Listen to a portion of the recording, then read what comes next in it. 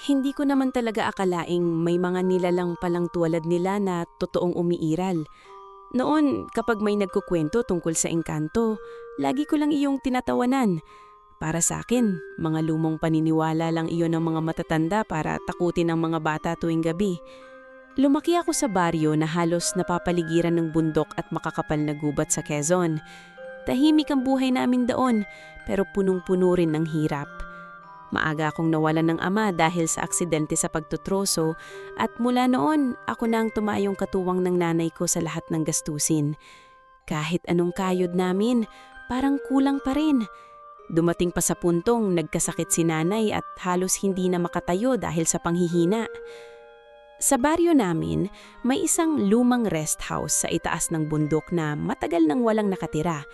Sabi ng mga tao, isinumpa raw ang lugar na iyon dahil may mga nawawalang taong huling nakitang pumunta roon. May ilan pang nagsasabing may mga kakaibang ilaw na lumalabas sa kagubatan tuwing madaling araw. Dahil desperado akong kumita ng pera, hindi ko na pinansin ng mga kwento. Nang mabalitaan kong naghahanap ng tagapagbantay ang may-ari ng lumang bahay, agad akong pumayag kahit halos lahat ng kakilala ko pinigilan ako. "Bakit doon ka papapasok?" Tanong pa noon ng matandang tindera sa baryo habang binabalutan ng binili kong tinapay. "Maraming kababalaghan sa lugar na iyon." Ngumiti lang ako kahit sa totoo lang ay kinakabahan din ako. Mas nakakatakot ang walang makain. Hindi na siya sumagot pero halatang naaawa ang tingin niya sa akin. Kinabukasan, umakyat ako sa bundok dala ang ilang damit at lumang bag. Habang papalapit ako sa rest house, pakiramdam ko parang lumalamig ang paligid kahit tirik naman ng araw. Lumang-luma na ang bahay, halos kainin na ng lumot ang dingding at may malalaking ugat ng puno na tila yumayakap sa likod ng istruktura. Pero kahit ganon, maginda pa rin ang lugar. Tahimik. Sobrang tahimik na halos marinig ko ang sarili kong paghinga. Nung unang gabi ko roon, hindi ako agad nakatulog. Malakas ang ulan at halos hindi mapigilan ng bubungang ingay ng bawat patak. Paminsan-minsan, may maririnig akong tila yabag sa labas. Kapag sisilip ako sa bintana, puro dilim lang ang makikita ko. Pinilit kong kumbinsihin ang sarili kong baka mga hayok lang iyon mula sa gubat. Lumipas ang ilang araw na ganun ang routine ko. Maglilinis ako sa umaga, magluluto, tapos sisiguraduhin kong maayos ang buong bahay. Tahimik naman ang lahat, pero habang tumatagal, may pakiramdam akong tila may nakatingin sa akin kahit mag-isa lang ako. May mga pagkakataon na bigla na lang gagalaw ang kortina kahit walang hangin. Minsan naman may maririnig akong mahihinang bulungan mula sa likod ng bahay kapag sumasapit ang gabi. Isang gabi, habang malakas na naman ang ulan, nawalan ng kuryente ang buong bundok. Taning gasera lang ang nagbibigay liwanag sa sala. Nasa kusina ako noon at umiinom ng mainit na kape nang bigla kong marinig ang tila mahinang daing mula sa labas.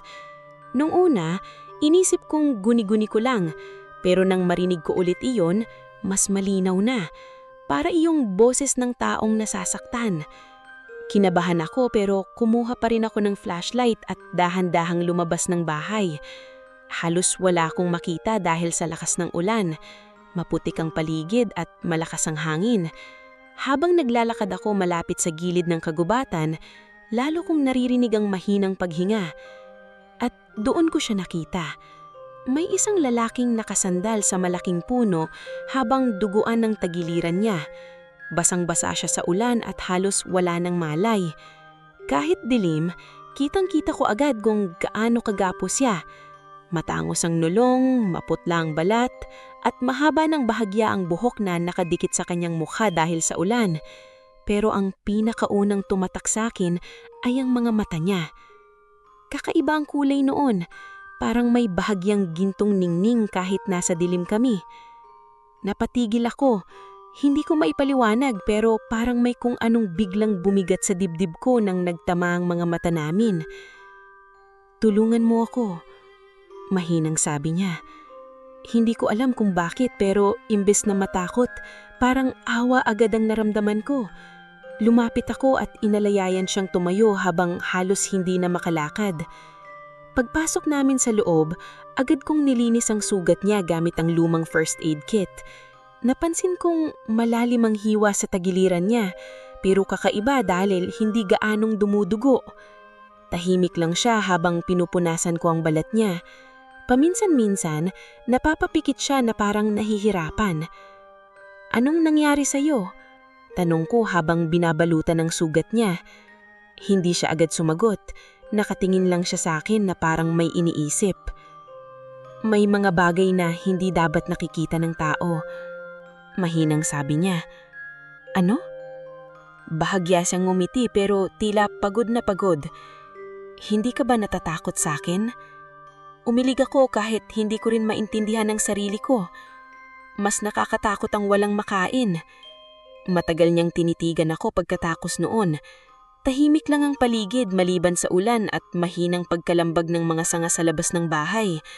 Hanggang sa maya-maya, bigla kong naamoy ang kakaibang samyo mula sa kanya. Hindi iyon amoy dugo o ulan. Para iyong amoy ng kagubatan pagkatapos bumuhos ang malakas na ulan.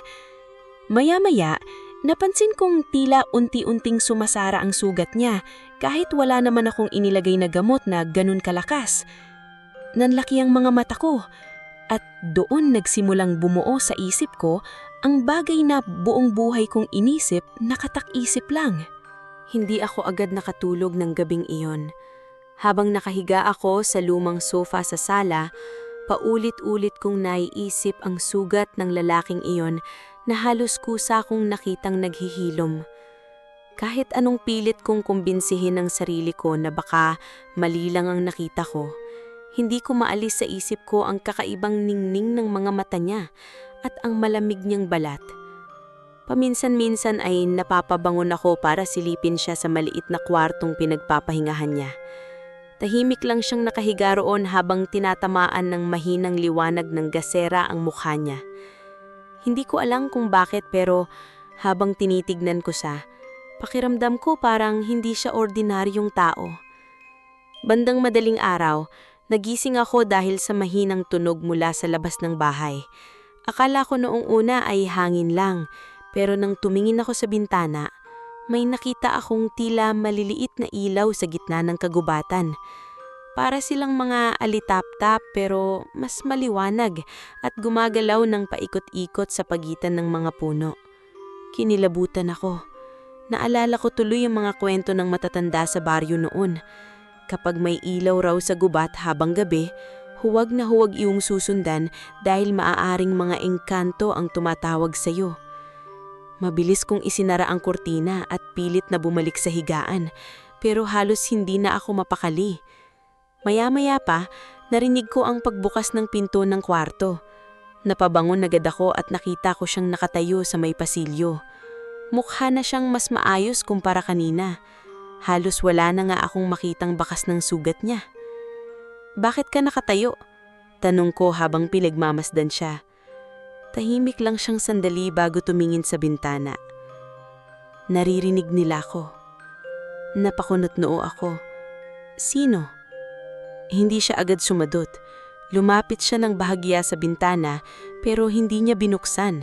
Nakatingin lang siya sa dilim sa labas na parang may mga taong nakamasid doon. Minsan, may mga nilalang na ayaw nagpapaalam kapag may taong pumapasok sa teritoryo nila. Mahinang niyang sabi. Lalo akong kinabahan sa sinabi niya. "Ano bang ibig mong sabihin?" Tumingin siya sa akin.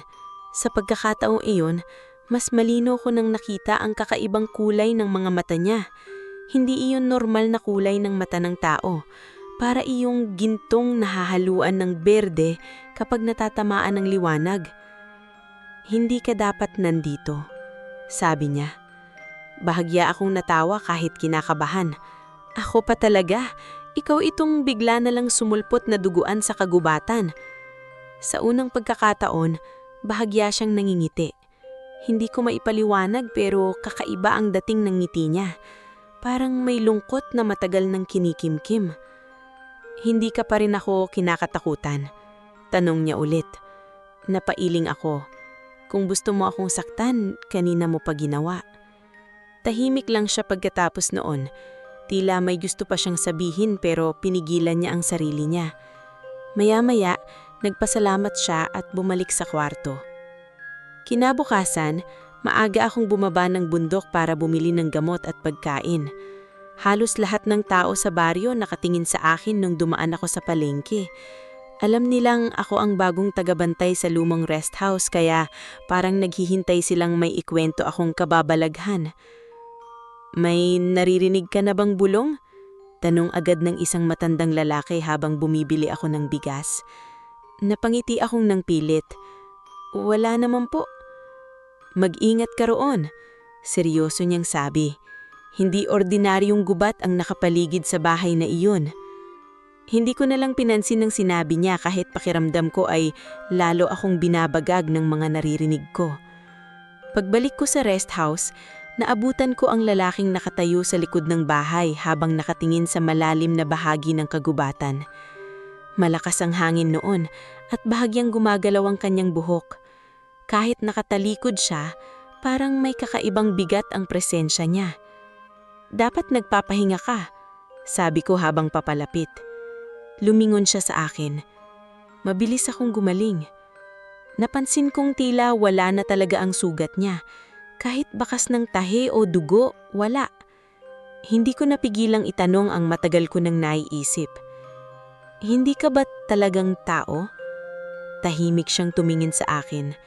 Walang emosyon ng mukha niya pero pakiramdam ko parang may mabigat siyang iniisip. "Minsan, may mga bagay na mas mabuting hindi mo malaman," sagot niya. "Pero nandito ka sa bahay ko." "Hindi mo bahay ang lugar na ito," mahinang niyang sabi habang muling tumingin sa kagubatan. "Matagal nang may nagmamay-ari ng bundok na ito bago pa dumating ang mga tao." Natahimik ako.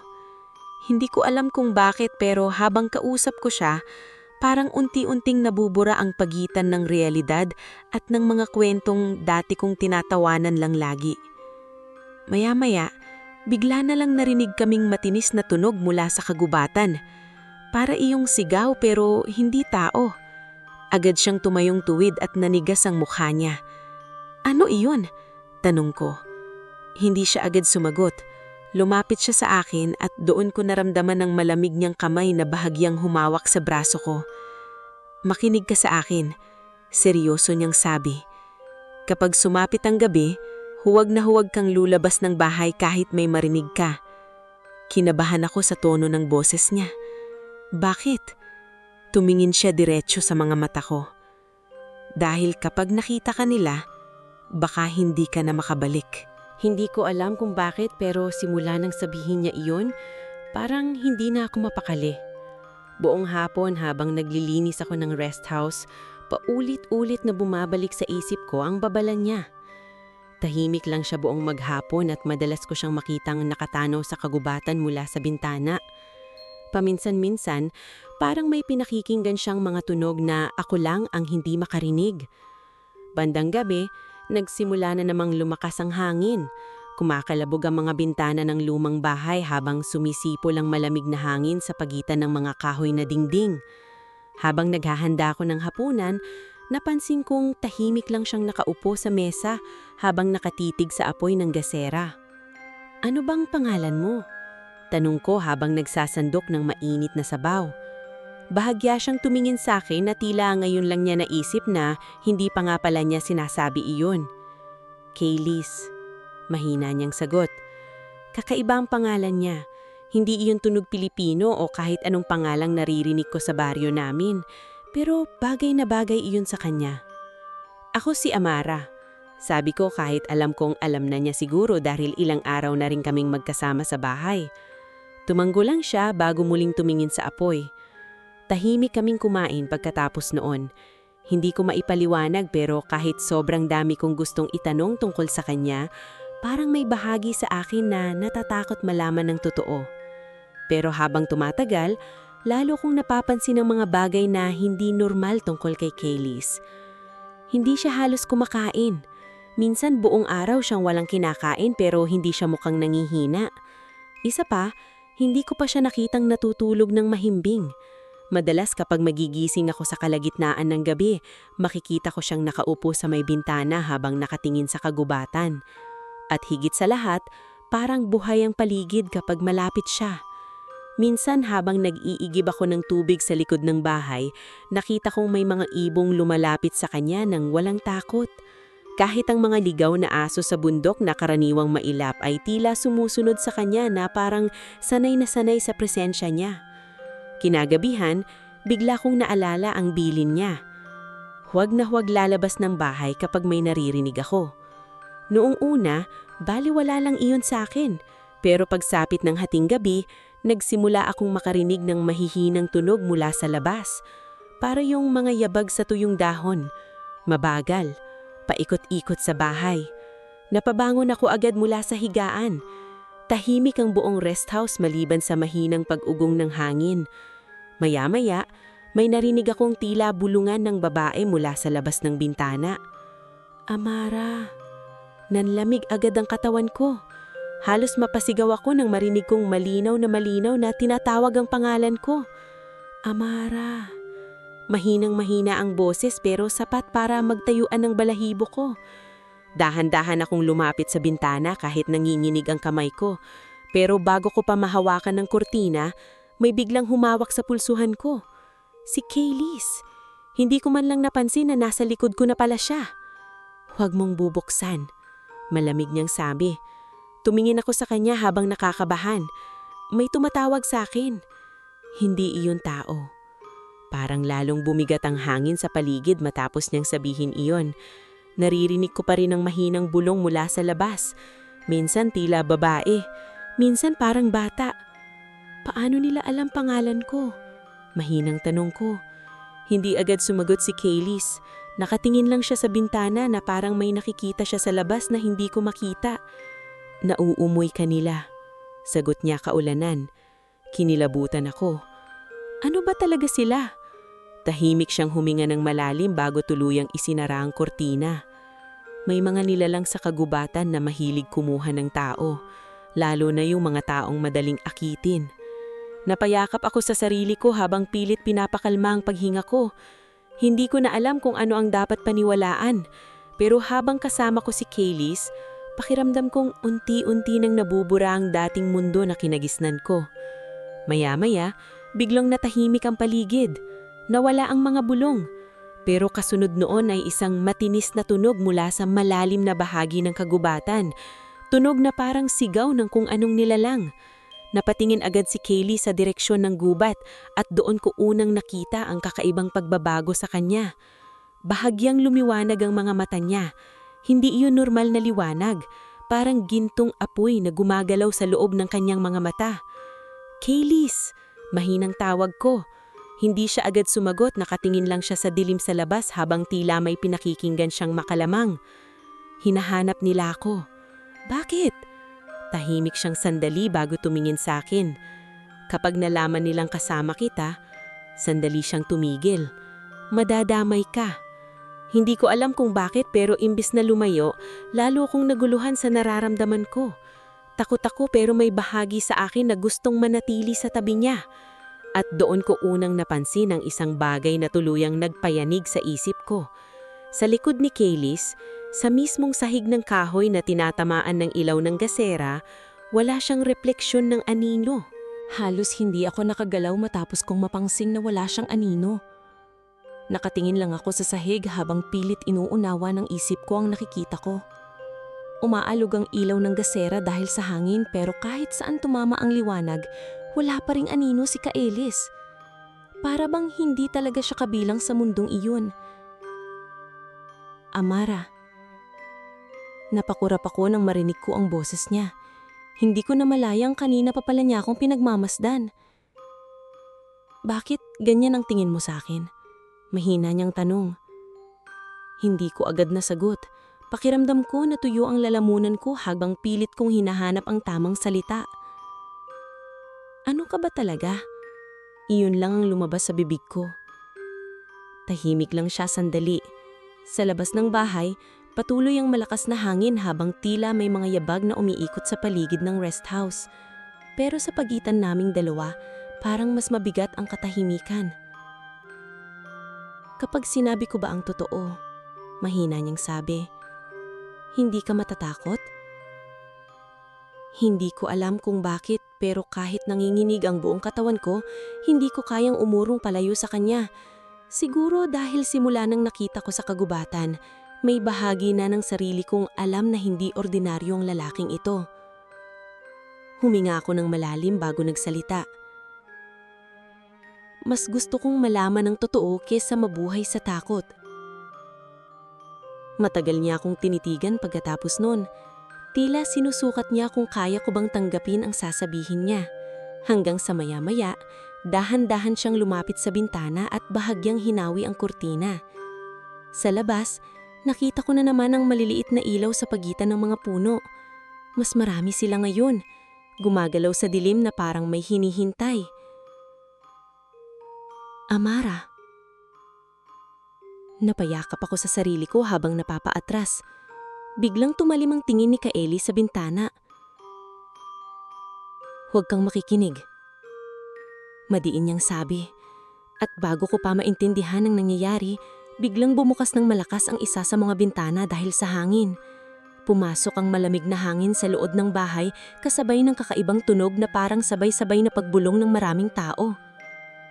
Nakatingin ako sa labas at doon ko sila unang nakita. May mga anyong nakatayo sa pagitan ng mga puno.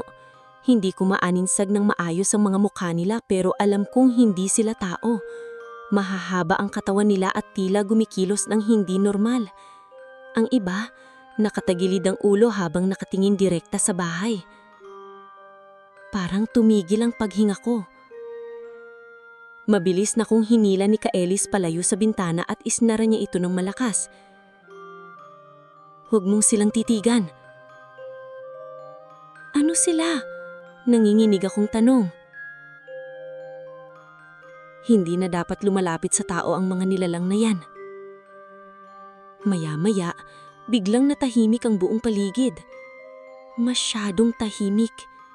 Hanggang sa isang malakas na katok ang biglang umalingaw-ngaw sa pintuan ng rest house. Isang beses, 2 beses, 3 beses. Parang mabagal na pagkatok ng isang taong alam na alam niyang natatakot kami sa loob. Napaatras ako habang nanlalamig ang buong katawan ko. "Kaelis!" Hindi siya sumagot agad.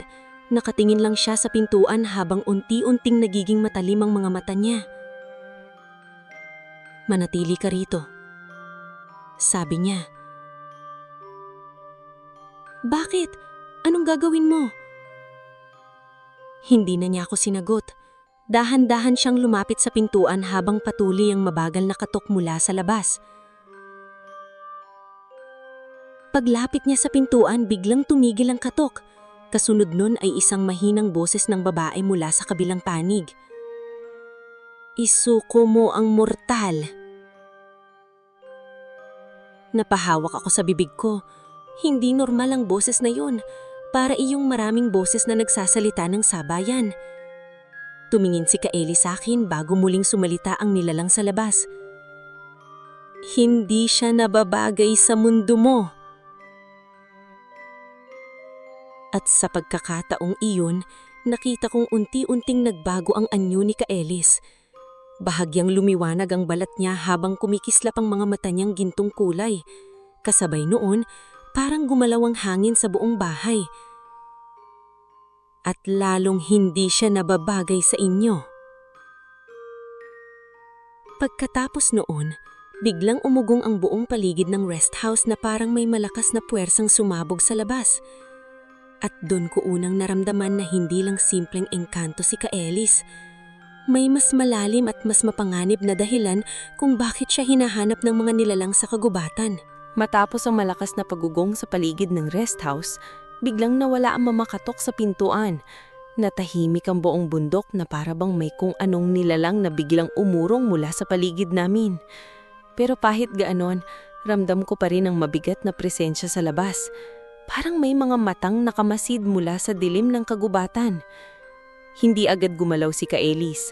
Nakatayo lang siya sa harap ng pintuan habang bahagyang kumikislap ang kanyang mga mata. Unti-unti rin humupa ang kakaibang liwanag sa balat niya hanggang sa muli siyang magmukhang normal. Pero kahit bumalik sa dati ang itsura niya, hindi na maaalis sa isip ko ang nakita ko. Isa siyang nilalang na hindi kabilang sa mundo ng tao. At higit sa lahat, tila may ibang mga nilalang na takot sa kanya. Umalis na sila? Mahina akong tanong habang pilit pinapakalma ang sarili ko. Hindi agad siya sumagot. Dahan-dahan siyang lumingon sa akin at doon ko napansin ang pagod sa mukha niya. Para bang may mabigat siyang laban na pilit niyang itinatago. Sa ngayon, sagot niya. Napaupo ako sa lumang sofa habang nanginginig pa rin ang mga kamay ko. Hindi ko na alam kung ano ang dapat kong isipin. Ilang araw pa lang ang nakakalipas pero pakiramdam ko, tuluyan nang nagbago ang mundo ko. Tahimik lang si Kaelis habang nagsisindi muli ng gasera. Habang pinagmamasdan ko siya, lalo kong napagtanto kung gaano siya kaiba sa tao. Masyado siyang tahimik, masyadong maingat sa bawat kilos. At may mga sandaling tila mas matanda ka ang mga mata niya kaysa kahit sinong nakilala ko. Bakit ka nila hinahanap? Tanong ko kalaunan. Saglit siyang natigilan bago umupo sa tapat ko. May mga bagay sa mundo namin na hindi dapat nilalabag. Ano bang nilabag mo? Hindi siya agad sumagot. Dahan-dahan siyang lumingon sa akin at doon ko napansin ang pagod sa mukha niya. Para bang may mabigat siyang laban na pilit niyang itinatago. Hindi ako basta ordinaryong engkanto. Mahinang sabi niya. Tahimik akong nakinig. Ako ang isa sa mga tagapagmana ng lugar na pinanggalingan ko. Napakunot noo ko. Parang prinsipe? Bahagya siyang ngumiti sa unang pagkakataon simula nang nakilala ko siya. Hindi ganyan ang tawag sa amin, pero malapit na rin. Lalong bumigat ang pakiramdam ko habang nakikinig sa kanya. Hindi ko akalain ng lalaking pinatuloy ko lang noon dahil sa awa ay may ganoong klase ng pinangmulan. Kung ganon, sabi ko, bakit ka nandito sa bundok na ito? Bakit ka sugatan nang makita kita? Nawala ang bahagyang ngiti niya. Napatingin siya sa apoy ng gasera bago nagsalita. May gusto silang ipagawa sa akin. Ano yun? Hindi siya agad sumagot. Maya-maya marahang niyang itinaas ang tingin niya sa akin. Pumili ng mortal. Ako? Mahina akong tanong. Tumanggo siya. Tahimik akong napayuko habang pilit inuunawa ang ibig niyang sabihin. Bakit ako? Dahil ikaw lang ang nakakita sa akin nang hindi tumakbo. Hindi ko alam kung bakit pero may kakaibang bigat ang paraan ng pagkakasabi niya noon. Para bang matagal na niyang nakakaiska sa akin bago pa man kami nagkita sa kagubatan. Hindi ko maintindihan, sabi ko. Huminga siya ng malalim bago nagsalita. Sa mundo namin, may mga nilalang na kumukuha ng mortal para gamitin o paglaruan lamang, pero may ilan ding naghahanap ng taong magiging kabahagi nila. Anong ibig mong sabihin? Tahimik niyang tinitigan ng apoy bago tuluyang sinabi ang bagay na nagpapabilis lalo sa tibok ng puso ko. May kapangyarihan akong pumili ng isang mortal na maaaring manatili sa mundo namin. Napatitig lang ako sa kanya. At bakit mo gagawin iyon? Doon siya unang tumingin sa akin ng diretsyo at sa pagkakataong iyon, pakiramdam ko parang may kung anong bumigat sa hangin sa pagitan naming dalawa.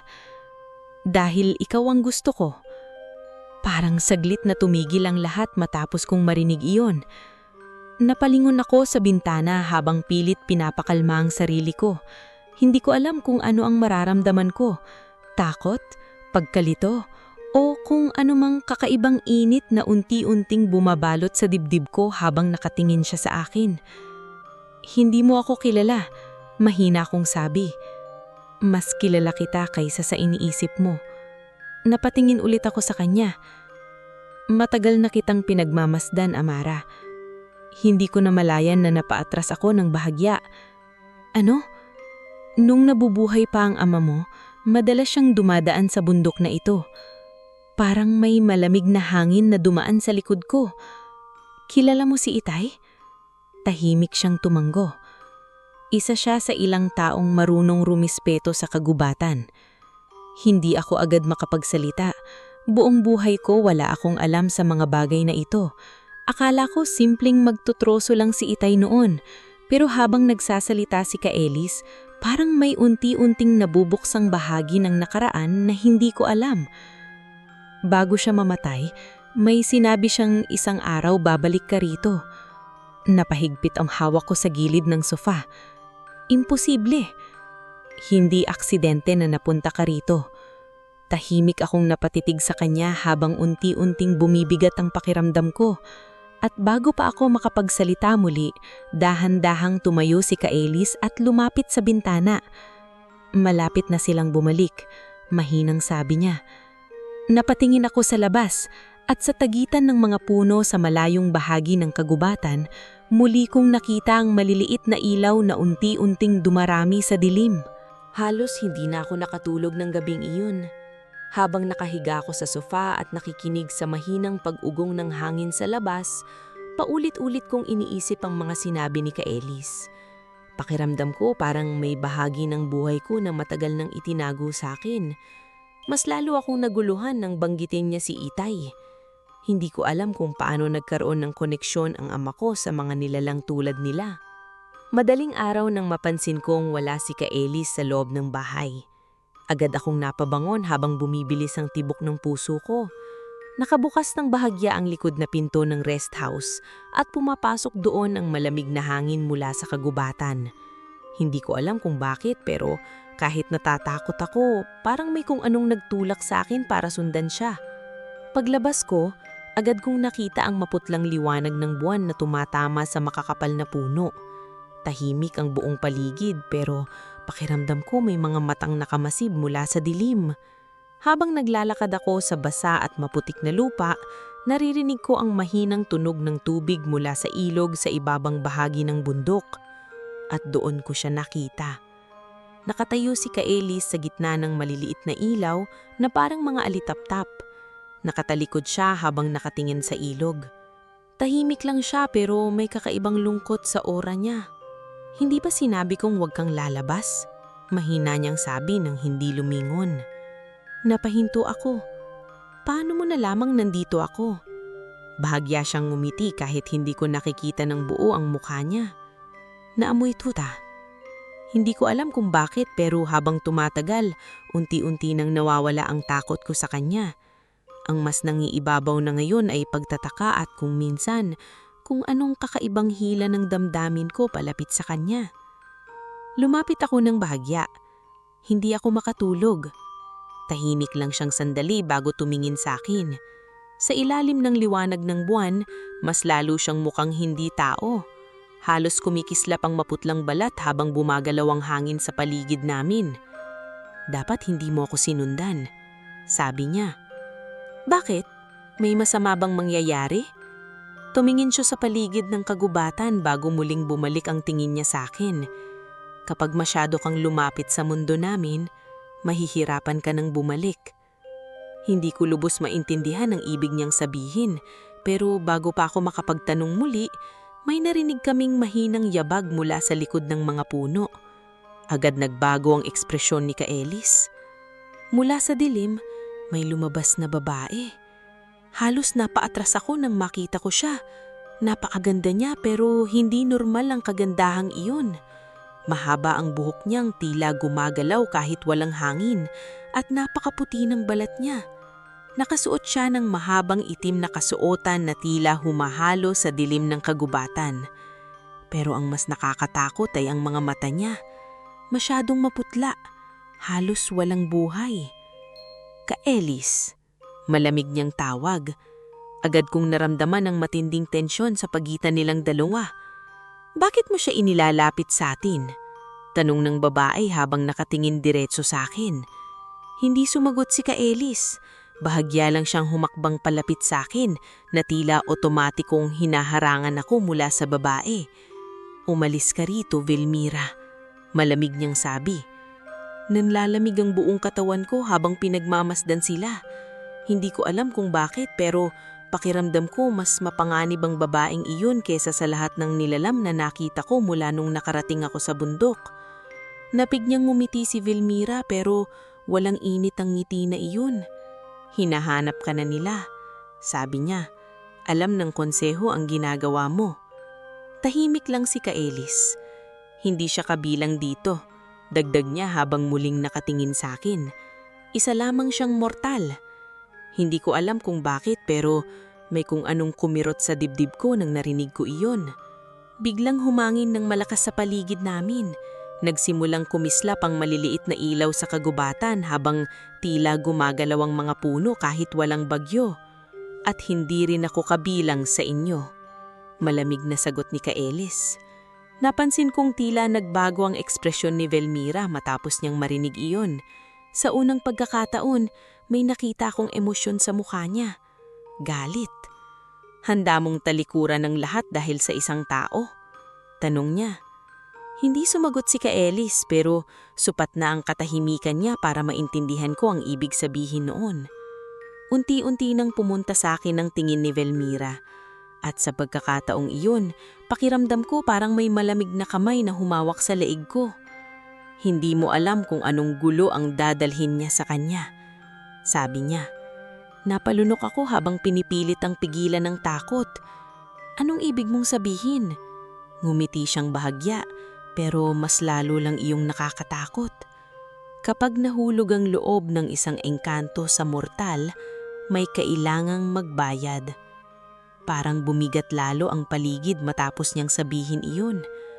Bago pa ako makapagtanong muli, biglang naglaho si Vilmira sa harap namin na parang usok na tinangay ng hangin. Napaatras ako habang nanlalaki ang mata ko. Paano niya ginawa yun? Hindi agad sumagot si Kaelis. Nakatingin lang siya sa lugar kung saan huling tumayo si Vilmira. Hindi na tayo ligtas dito, mahina niyang sabi. Pagkatapos, bigla niyang hinawakan ng kamay ko. At sa unang pagkakataon simula sang nakilala ko siya, naramdaman kong bahagyang naninginig ang kanyang kamay. Pagbalik namin sa rest house ng gabing iyon, hindi na nawala ang mabigat na pakiramdam sa dibdib ko. Tahimik lang si Kailis habang nakaupo sa may bintana at nakatanaw sa kagubatan. Ako naman ay hindi mapakali habang paulit-ulit na bumabalik sa isip ko ang mga sinabi ni Vilmira. Kapag nahulog ang loob ng isang engkanto sa mortal, may kailangang magbayad. Hindi ko alam kung bakit pero habang iniisip ko iyon, pakiramdam ko parang unti-unting may nabubong takot sa loob ko. Hindi na lang para sa sarili ko kundi para rin kay Kailis. Matagal mo na ba siyang kilala? Tanong ko habang nakaupo sa kabilang bahagi ng sala. Hindi agad siya sumagot, tanging tunog lang ng ulan sa bubong ang maririnig sa loob ng bahay. Simula pa ng bata kami, sagot niya kalaunan. Parang mahal ka niya. Bahagya siyang natawa pero walang saya sa tunog noon. Sa mundo namin, hindi ganun kasimple ang mga bagay. Napayuko ako habang tahimik na nakikinig. Hindi kami pinipiling magmahal, patuloy niya. Tinipili kami para sa tungkulin. Napatingin ako sa kanya. Sa unang pagkakataon, mas lalo kong naunawaan kung gaano siya kalungkot sa likod ng tahimik niyang mukha. Si Vilmira ang itinakdang maging kasama ko sa pamumuno. Pero ayaw mo? Tahimik lang siyang sandali bago tumingin sa akin. Hindi ko kayang ibigay ang sarili ko sa mundong hindi ko na gustong balikan. Hindi ko alam kung bakit pero biglang bumilis ang tibok ng puso ko habang nakatingin siya sa akin. Pakilamdam ko parang may gustong sabihin ng mga mata niya na hindi niya kayang sabihin ng direkta. Napaiwas ako ng tingin. Kinabukasan, maaga akong bumaba ng baryo para bumili ng pagkain at gamot ni nanay. Pero pagdating ko roon, agad kong napansin na parang iba ang tingin ng mga tao sa akin. Tahimik silang nagbubulungan habang dumadaan ako. Siya raw iyon. Napapadalas ang ilaw sa bundok mula nang tumira siya roon. May nakita raw na lalaking kasama niya. Lalo akong kinabahan habang naririnig ko ang usapan nila. Hindi ko alam kung paano pero parang unti-unti nang napapansin ng mga tao na may kakaibang nangyayari sa paligid ko. Habang pauwi ako, nadaanan ko ang matandang albularyo ng baryo na madalas kausapin ni Itay noon. Nakaupo lang siya sa harap ng maliit niyang kubo habang tila hinihintay ako. "Lumapit ka," sabi agad niya. Hindi ko alam kung bakit pero kusang humakbang ang mga paa ko palapit sa kanya. Matagal niya akong tinitigan bago marahang nagsalita. "Nakita mo na ang sila, hindi ba?" Nanlamig agad ang katawan ko. "Hindi ko po alam ang sinasabi ninyo." "Hindi na kailangang magsinungaling," mahinahong niyang sabi. "Matagal nang konektado ang dugo ng pamilya ninyo sa bundok na iyon." Napahingpit ang hawak ko sa dala kong supot. "Ano pong ibig ninyong sabihin?" Huminga ng malalim ang matanda bago tumingin sa kagubatan sa malayo. "Hindi ordinaryong tao ang ninuno ng ama mo." Parang may huminto sa tibok ng puso ko. Nung kabataan ng ama mo, minsan na rin siyang naligaw sa lugar ng mga engkanto, pero may isang nilalang doon na tumulong sa kanya at nagbalik sa kanya sa mundong ng tao. Tahimik lang akong nakinig habang unti-unting bumibigat ang pakiramdam ko. Bago siya bumalik, binigyan siya ng babala.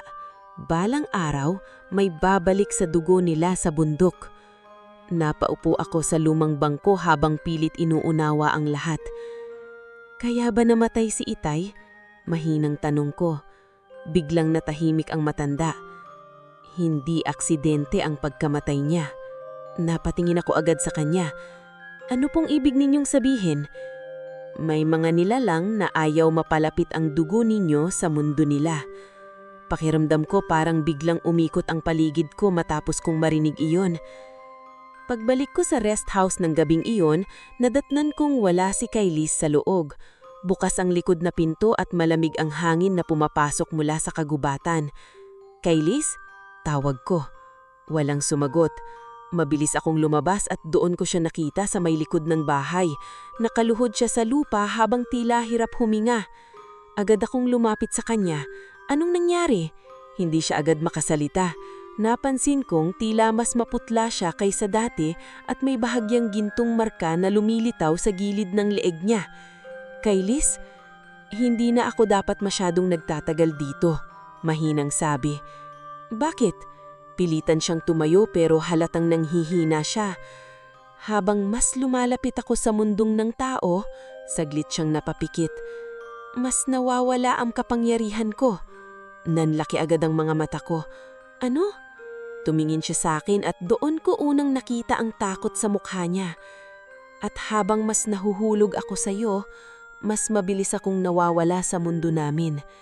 Parang may mabigat na bagay na bumagsak sa dibdib ko matapos kong marinig iyon. Hindi ko alam kung ano ang dapat kong maramdaman, pero sa unang pagkakataon, natakot ako baka isang araw, bigla na lang siyang mawala sa harap ko. Hindi ko alam kung paano ko haharapin si Kaylis matapos niyang sabihin yon. Buong gabi akong gising habang nakaupo sa may bintana ng rest house at pinagmamasdan ng makapalan na ulap na bumabalot sa bundok. Tahimik lang siya sa kabilang bahagi ng sala, pero kahit hindi kami nag-uusap, ramdam ko ang bigat ng iniisip niya. Habang tumatagal, lalo kong napapansin ng pagbabago sa kanya. Mas nagiging maputla siya bawat araw. Madalas din siyang mapatulila na parang may kung anong unti-unting humihila pabalik sa kanya. At ang pinaka nakakatakot, may mga pagkakataong sandali na lang nawawala ang kakaibang ningning ng mga mata niya at nagmumukha na talaga siyang ordinaryong tao. Pero kahit ganon, mas lalo naman akong nahuhulog sa kanya. Hindi ko alam kung kailan nagsimula iyon. Siguro noong una niya akong protektahan o noong una ko siyang makitang ngumiti ng totoo habang magkasama kaming nakaupo sa balkonahe isang gabi. O baka noong maramdaman kong sa unang pagkakataon sa buhay ko, may taong tumitingin sa akin na para bang mahalaga ako. Isang gabi, habang malakas ang ulan, tahimik kaming nakaupo sa sahig malapit sa gasera. Nagkukwento ako tungkol sa kabataan ko habang tahimik lang siyang nakikinig. "Hindi ka ba nagsasawang makinig?" Tanong ko habang bahagyang natatawa. Umiling siya ng marahan. "Mas gusto kong pakinggan ka kaysa sa mga boses sa mundo namin." Napatingin ako sa kanya. "Masama ba talaga roon?" Matagal siyang natahimik bago sumagot. "Maganda ang mundo namin," sabi niya habang nakatitig sa apoy. "Pero malamig." Hindi ko agad naintindihan. Hindi kami tumatanda, hindi kami madaling mamatay, pero kapalit noon, maraming bagay ang hindi namin kayang maramdaman tulad ng tao. Tulad ng ano? Doon siya tumingin sa akin. Pangungulila, takot mawala ang isang tao, at pagmamahal na hindi ipinipilit. Parang biglang bumigat ang hangin sa pagitan naming dalawa matapos niyang sabihin yon. Napayuko ako habang pilit pinapakalma ang mabilis na tibok ng puso ko. Kay Elise, hindi ko na ituloy ang sasabihin ko nang biglang umungong ang buong paligid ng rest house. Biglang namatay ang ilaw ng gasera at lumamig ng sobra ang hangin. Agad tumayo si Kay Elise. Hindi sila titigil. Malamig niyang sabi. Mula sa labas, unti-unti akong narinig na yabag. Marami, mabibigat, palapit ng palapit sa bahay. Napahawak ako sa braso niya habang kinakabahan. Ano na namang nangyayari? Hindi siya agad sumagot. Nakatingin lang siya sa pintuan habang tila nakikinig sa bawat galaw sa labas. Maya-maya, may biglang malakas na hampas sa dingding ng rest house. Napasinghap ako. Kasunod noon ay ang pamilyar na boses ni Velmira mula sa labas. Hindi mo na maitatago siya. Humigpit ang panga ni Kay Elise. Umalis kayo, malamig niyang sabi. Biglang bumukas ng kusa ang mga bintana ng bahay kasabay ng malakas na hangin. Nagsiliparan ng mga papel at kortina habang unti-unting pumapasok ang malamig na hamog sa loob. At doon ko sila nakita. May mga anyong nakatayo sa labas ng bahay. Hindi ko maaninag ng malinaw ang mukha nila pero alam kong hindi sila tao. Ang iba ay napakahahaba ng mga braso, habang ang iba naman tila walang mga mata. Napatakip ako ng bibig sa sobrang takot. Kay Elise? Biglang humarap siya sa akin at doon ko nakita ang kakaibang liwanag sa kanyang mga mata. Mas maliwanag kaysa dati. Makinig ka sa akin, seryoso niyang sabi. Kapag may nangyari, huwag kang lalabas ng bahay. Ano bang gagawin mo? Hindi siya agad sumagot. Nakatingin lang siya doon habang tila nakikinig sa bawat galaw sa labas. Maya-maya, dahan-dahan niyang hinawakan ang mukha ko. At kung dumating ang araw na kailangan mong piliin, mahina niyang sabi, piliin mong mabuhay kahit wala ako. Parang may matalim na bagay na bumaon sa dibdib ko matapos kong marinig yon. Huwag mong sabihin yan. Bahagya siyang ngumiti pero bakas ang lungkot sa mamamata niya. Hindi ko kayang manatili rito habang buhay. Biglang umalingaw-ngaw ang isang matinis na sigaw mula sa labas. Kasunod noon ay malakas na pagyanig ng buong bahay. At bago pa maintindihan ang nangyayari, biglang nagliwanag ang buong paligid. Parang may gintong apoy na sumabog sa katawan ni Kay Elise. Napaatras ako habang natatanglawan ng kakaibang liwanag ang buong sala. Kimikilos ang hangin sa paligid niya habang tila naglalaban ang dalawang magkaibang puwersa. Sa labas ng bahay, narinig kong ang galit ng mga linalang sa kagubatan. At sa gitna ng lahat ng iyon, nakita kong unti-unting lumilitaw sa likod ni Kay Elise ang kakaibang marka na parang simbolong gawa sa liwanag. Parang korona. Doon ko tuluyang naintindihan na hindi lang pala basta engkanto si Kay Elise. Siya ang isa sa pinakamakapangyarihang linalang sa mundong iyon. At ako ang dahilan kung bakit handa niyang talikuran ang lahat. Hindi ko na maalala kung ilang minuto kaming nanatiling ganon habang nakapaligid sa rest house sa mga nilalang mula sa kagubatan. Tanging ang gintong liwanag mula kay Kay Elise ang nagbibigay ilaw sa madilim na gabi. Habang pinagmamasdan ko siya, pakiramdam ko lalo kung hindi siya kilala kahit araw-araw ko siyang kasama. Parang isa siyang nilalang na masyadong malayo sa mundo ko. Unti-unting umurong ang mga anyo sa labas matapos kumalat ang liwanag mula sa kanya. Narinig ko ang mahihinang sigaw at mga yabag na kapalayo hanggang sa tuluyang bumalik ang katahimikan sa bundok. Pero si Kay Elise, bigla siyang napaluhod sa sahig. Kay Elise! Sigaw ko habang mabilis na lumapit sa kanya. Agad ko siyang inalalayan bago pa siya tuluyang bumagsak. Napansin kong mabilis ang hininga niya habang tila nawawala ang lakas sa katawan niya. Ang gintong marka sa likod niya ay unti-unti ring naglalaho. Anong nangyayari sa'yo? Nanginginig kong tanong. Pilitan siyang ngumiti pero halatang nahihirapan siya. Hindi ko na kayang gamitin ng matagal ang kapangyarihan ko rito. Napahawak ako sa mukha niya habang pilit pinipigilan ng luha ko. Bakit pa kailangan mangyari ito? Tahimik lang siya habang nakatingin sa akin. At sa unang pagkakataon, Nakita kong tila may takot sa mga mata niyang dati laging malamig at kontrolado. Dahil hindi ako dapat nagmahal ng tao. Parang may sumikip agad sa dibdib ko matapos kong marinig iyon. Hindi ko na alam kung kailan nagsimulang maging ganun kahalaga si Kaelis sa akin, pero habang nakikita ko siyang unti-unting nanghihina dahil sa pananatili niya sa tabi ko, pakiramdam ko parang unti-unti ring nadudurog ang puso ko. Kinabukasan, mas lumala ang kalagayan niya. Halos hindi siya makatayo ng maayos. Mas lalo ring nagiging normal ang itsura niya. Unti-unti nang nawawala ang kakaibang nining ng mga mata niya at ang malamig na oras sa paligid niya. Habang pinupunasan ko ng basang bimpo ang noo niya, napansin kong tahimik lang siyang nakatingin sa kisame ng rest house. Hindi mo na ako tinitignan gaya ng dati. Mahina niyang sabi. Napatingin ako agad sa kanya. Takot ka na ba sa akin? Agad akong umiling. Hindi. Pero malungkot ka. Napayuko ako habang pilit pinipigilan ng mga luha sa mata ko. Ayokong mawala ka. Tahimik siyang ngumiti pagkatapos nun. Isang mahina at pagod na ngiti na mas lalong nagpasakit sa dibdib ko. Amara, mahina niyang sabi. May paraan pa para matapos ito. Napatingin ako agad sa kanya. Ano yun? Matagal siyang natahimik bago nagsalita. Kailangan mong putulin ang koneksyon natin. Parang may malamig na tubig na ibinuhos sa buong katawan ko matapos kong marinig iyon. Ano?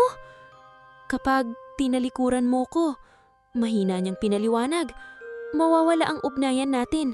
Makakabalik ako sa mundo namin at maibabalik ang kapangyarihan ko. Napalayo ako ng bahagya habang nanginginig ang mga kamay ko. At ano naman ang mangyayari sa atin? Hindi siya agad sumagot. Hanggang sa maya-maya, marahan siyang napapikit. Makakalimutan mo ako. Parang may mabigat na bagay na bumagsak sa dibdib ko. Hindi ko matanggap ang sinabi niya. Hindi! Mabilis kong sagot. May iba pang paraan. Wala na. Biglang pumatak ang mga luha ko habang nakatingin sa kanya. Hindi pwedeng ganyan lang. Mas mabuti nang ikaw ang manatiling ligtas. Napailing ako habang umiiyak. Hindi mo ba naiintindihan? Ayoko nang bumalik sa dating buhay na parang walang nangyari. Tahimik lang siya habang nagmamasdan ako. At ayoko ring mawala ka. Sa unang pagkakataon simula nang makilala ko siya, nakita kong tila nabasag ang malamig na anyo niya. Dahan-dahan niyang hinawakan ang kamay ko at doon ko naramdaman na hindi na malamig ang balat niya tulad ng dati. Nagiging tao na siya. Kapag nagtagal pa ako rito, mahina niyang sabi, mamamatay ako bilang mortal. Napasinghap ako. At bago pa ako makapagsalita, biglang umihip ng malakas ang hangin sa labas ng bahay. Kasabay nun ay ang pagliwat ng mga maliliit na ilaw sa pagitan ng mga puno. Muli kong naramdaman ang mabigat na presensya mula sa kagubatan. Maya-maya, biglang lumitaw si Velmira sa may pintuan ng rest house. Pero iba na ang itsura niya ngayon. Mas madilim ang aura niya at tila galit na galit ang mga mata niya habang nakatingin sa aming dalawa. Tignan mo ang sarili mo. Malamig niyang sabi kay Kaelis. Hindi sumagot si Kaelis. Lumapit ng bahagya si Velmira habang nakatingin sa akin. Hindi mo pa rin naiintindihan, sabi niya habang malamig na nangingiti. Kapag pinili ka niya, mamamatay siya bilang tao. Mawawala lahat ng meron siya. Napahigpit akong hawak sa kamay ni Kaelis. At kapag pinili niya ang mundo namin, patuloy niya habang malamig na nangingiti, ikaw naman ang mawawala sa alalahanin niya habang buhay. Parang tumigil ang mundo ko matapos kong marinig iyon. At doon ko tuluyang naunawaan ang tunay na kapalit ng pagmamahal ng isang engkanto. Hindi ko maalala kung ilang oras akong umiyak matapos umalis si Velmira noong gabing iyon. Tahimik lang si Kaelis habang nakaupo sa tabi ko. Pareho kaming walang masabi dahil pareho naming alam ang ibig sabihin ng lahat. Isa lang sa amin ang pwedeng manatili. At habang tumatagal, lalo kong nakikita kung paano siya unti-unting nauubos. Kinabukasan, maaga akong nagising at nadatnan ko siyang nakaupo sa balkonahin ng rest house habang pinagmamasdan ng hamog sa kabundukan. Tahimik lang ang paligid. Tanging tunog ng hangin at mga ibon sa malayo ang maririnig. Lumapit ako sa kanya at tahimik na umupo sa tabi niya. Hindi ka natulog? Tanong ko. Bahagya siyang numiti. Matagal nang hindi kailangan ng katawan ko ang tulog, sagot niya. Pero ngayon, parang natututo na akong mapagod. Napatingin ako sa kanya. Totoo nga ang sinabi niya. Mas mukha na siyang tao ngayon kaysa noong una ko siyang makita sa kagubatan. Nawala na halos ang gintong liwanag sa mga mata niya at mas mainit na ang balat niya kapag nahahawakan ko.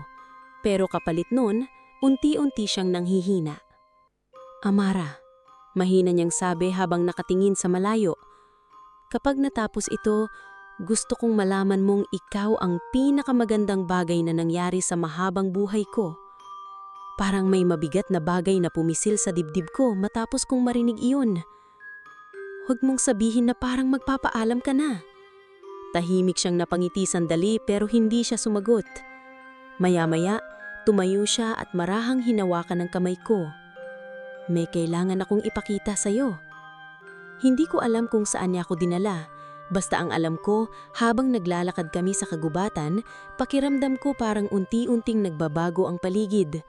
Mas lumalamig ang hangin at mas nagiging maliwanag ang mga kakaibang ilaw sa pagitan ng mga puno.